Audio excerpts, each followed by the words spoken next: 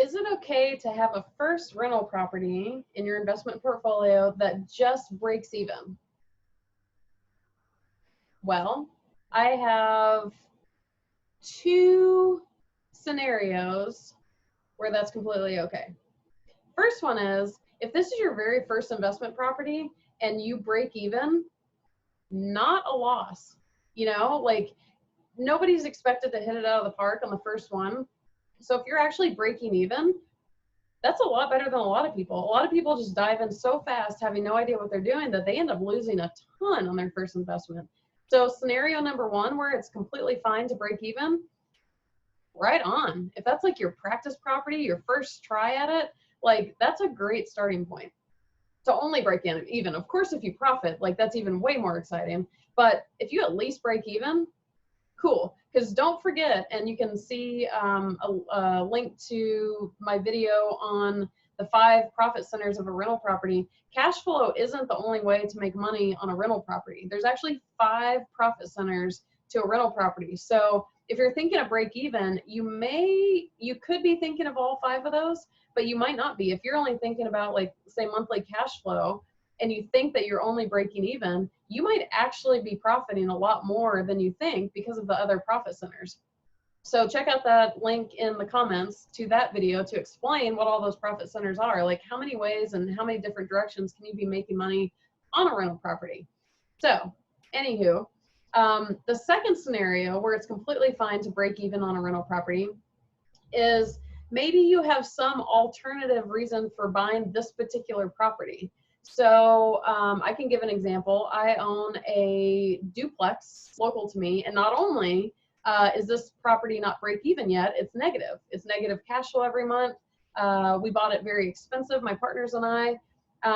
But the reason for this is, and this could even speak to, is it okay to ever buy a negative cash flow property? This is a long-term play. I actually plan to die in that house. So I don't live there yet. I could be house hacking it, but I don't live in that building yet. But the plan is, 30, 40 years, however long I live, I'm going to end up in that house. So this is a long time. This is a long-term thing. I plan to be in that house well after the mortgage is paid off. So, for now, and it's also next to me in Venice Beach, California. California is pretty well known for appreciation. So because this is a 30 and 40-year play, absolutely, like if we're breaking even on it right now, fantastic, because there's massive appreciation potential. Again, 30 and 40 years from now, completely different story. Like we're not even going to remember that we were negative cash flow in the beginning. So, so I use that example to say that there are scenarios where your main goal isn't necessarily the money side of it. Maybe it's as simple as buying this property. Let's say you still have to pay money out on it every month, but that money happens to be less than what you would pay in rent. Well, cool, do it.